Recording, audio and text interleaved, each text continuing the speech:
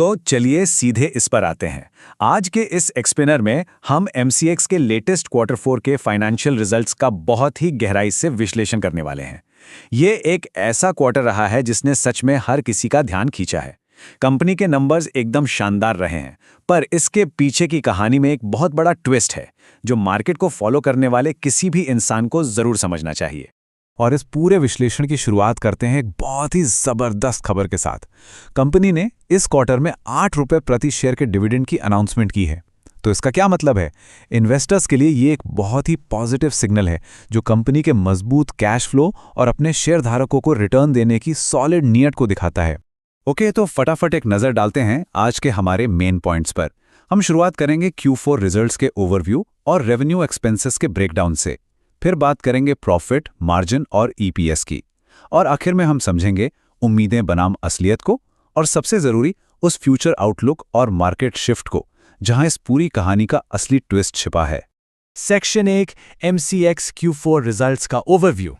देखिए, इस क्वार्टर में कंपनी की टॉप लाइन यानी कमाई और बॉटम लाइन यानी मुनाफा, दोनों में ही जो ग्रोथ देखने को मिली है वो सच में अभूतपूर्व है।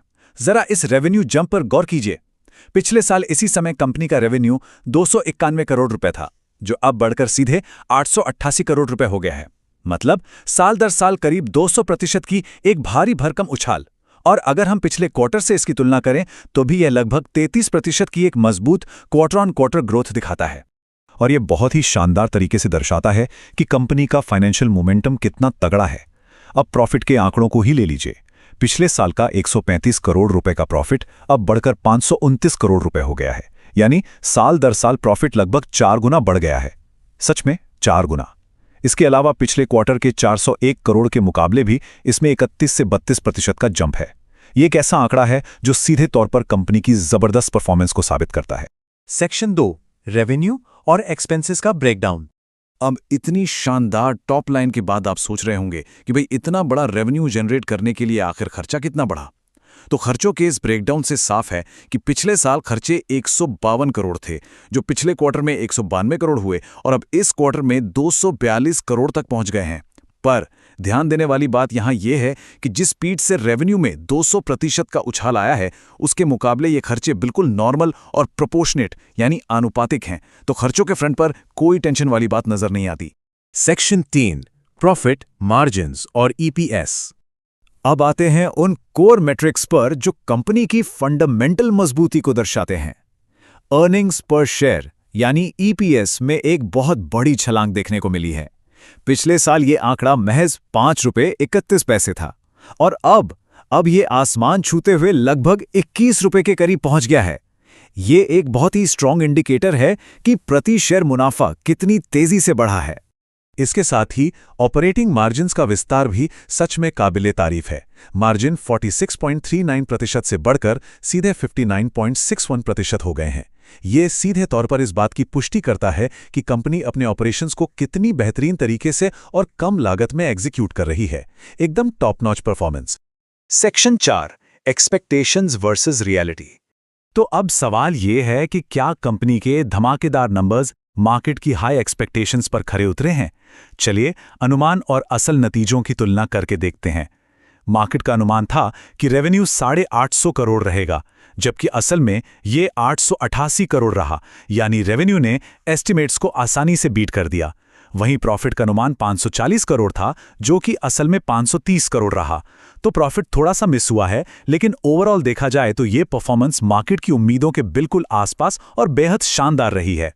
Section 5 the underlying market shift. वैसे यहां तक तो सब कुछ बड़ा अच्छा लग रहा है ना, लेकिन ये चमकते हुए फाइनेंशियल नंबर्स आगे की पूरी तस्वीर नहीं दिखाते। सबसे बड़ा और क्रिटिकल सवाल अब यह है कि क्या ये जबरदस्त ग्रोथ आगे आने वाले क्वार्टर्स में भी ऐसे ही जारी रहेगी? और यहीं से हमारा यह विश्लेषण सिर्फ इन शानदार नंबर्स का जश्न मनाने से हटकर थोड़ी एनालिटिकल कॉशन यानी विश्लेषणात्मक सावधानी की तरफ मुड़ जाता है। इस ग्रोथ के पीछे का असल कारण समझना बहुत जरूरी है। असल में जनवरी और फरवरी के महीनों में मार्केट में एक खास तरह का ट्रेंड चल रहा था। लोग शेयर मार्केट छोड़कर सोने और चांदी यानी गोल्ड और सिल्वर की तरफ भारी मात्रा में निवेश कर रहे थे, और इस गोल्ड और सिल्वर रश की वजह से एमसीएक्स का टर्नओवर अचानक बहुत ज्यादा बढ़ गया। उसी का पूरा फायदा इस क्वार्टर के रेवेन्यू में साफ साफ दिख रहा है। लेकिन अब हवा का रुख बदल रहा है। सोने चांदी की तरफ लोगों का झुकाव थोड़ा कम हो रहा है और इन्वेस्टर्स वापस इक्विटी शेयर मार्केट की तरफ लौट रहे हैं। सेक्शन 6 फ्यूचर आउटलुक और कॉशन। तो करंट मार्केट पोजीशनिंग को देखते हुए ब्रोकर्स जो वार्निंग दे रहे हैं उसे हम बिल्कुल नजरअंदाज नहीं कर सकते। एक तो स्टॉक इस वक्त अपने ऑल टाइम हाई पर ट्रेड कर रहा है। ऊपर से जैसा कि हमने देखा, सोने और चांदी के वॉल्यूम्स का मोमेंटम अब धीमा पड़ रहा है। ऐसे में ब्रोकर्स साफ चेतावनी दे रहे हैं कि कंपनी अब एक सैचुरेशन मोड की तरफ आ रही है। और जब कोई शेयर ऑल टाइम हाई पर हो और आगे उसकी ग्रोथ का पेस धीमा पड़ने की आशंका हो, तो आने वाले समय में भारी प्रॉफिट बुकिंग आने की संभावना काफी ज्यादा बढ़ जाती है। और ये चीज हमें आज के इस एक्सप्लेनर के सबसे बड़े और आखिरी सवाल पर लाकर खड़ा कर देती है। क्या ये स्टॉक वास्तव में अपनी भविष्य की क्षमता के हिसाब से ट्रेड कर रहा है, या फिर ये सिर्फ अपने पिछले बेहतरीन परफॉर्मेंस की कीमत वसूल रहा है? ये एक ऐसा अहम सवाल है जिस पर हर जागरूक इंसान को जरूर विचार करना चाहिए। आज के इस विश्लेषण से जुड़ने के लिए बहुत बहुत धन्यवाद।